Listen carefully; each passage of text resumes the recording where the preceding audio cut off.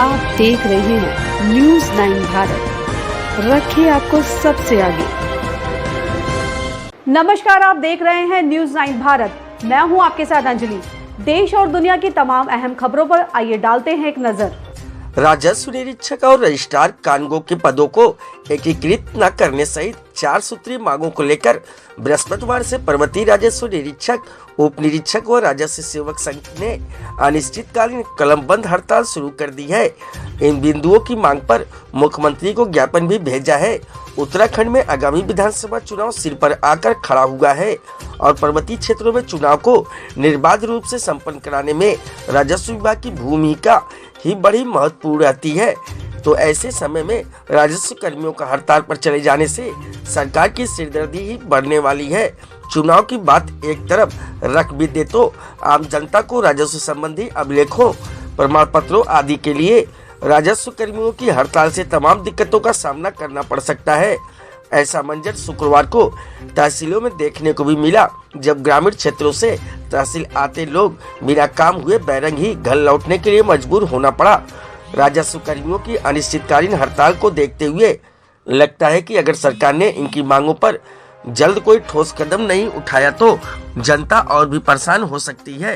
राजस्व कर्मियों का कहना है कि राजस्व निरीक्षक व रजिस्ट्रार कानूनगो के पदों को एकीकृत करने पर उन्होंने पहले ही आपत्ति जताई थी। बावजूद इसके एकीकरण का प्रस्ताव शासन को भेजा गया है। इसके विरोध में राजस्व कर्मियों ने तहसील परिसरों में शासन प्रशासन के खिलाफ जमकर नारेबाजी की।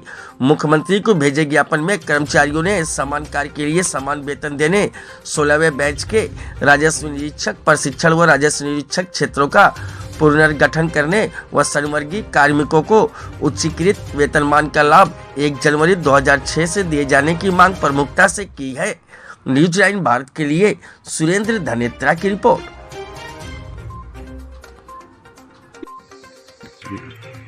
देखिए, जो महासंघ द्वारा जो निर्णय लिया गया है अनिश्चितकालीन हड़ताल का, इसमें 4 बिंदु हैं। 2 अभी हमारे राजस्व निरीक्षक द्वारा बताया गया है। इसमें तीसरा जो पॉइंट है वो है पुनर्गठन का, राजस्व निरीक्षक क्षेत्रों का पुनर्गठन। और चौथा जो बिंदु है वो है 1/1/2006 से पुनरीक्षित वेतनमान का है। उस पर क्या चाहते हैं आप? उस पर हम यही शासन से यही निर्णय चाहते हैं कि भाई इसमें सकारात्मक कार्रवाई की जाए करके। और एक 16वां जो राजस्व निरीक्षक बैच का जो ट्रेनिंग का था, वही एक पॉइंट। हाँ, एक कल की बात है। ये लोग अनिश्चितकालीन हड़ताल पे हैं अपनी 4 सूत्रीय मांगों के संबंध में। पहली मांग तो इनकी ये है कि जो है हमारा आरके और एसके पदों का जो है एकीकरण न किया जाए। जो नियुक्ति की प्रक्रिया है वो प्रक्रिया जो है पूर्ववत जैसी चल रही है उसी भांति चलती रही। दूसरा, इन लोगों की ये मांग है कि जो 16वां बैच भेजा जाना है वो जो है समयबद्ध तरीके से भेजा जाए। जैसे समय ब्रेक किया गया है वो ब्रेक नहीं दिया जाए।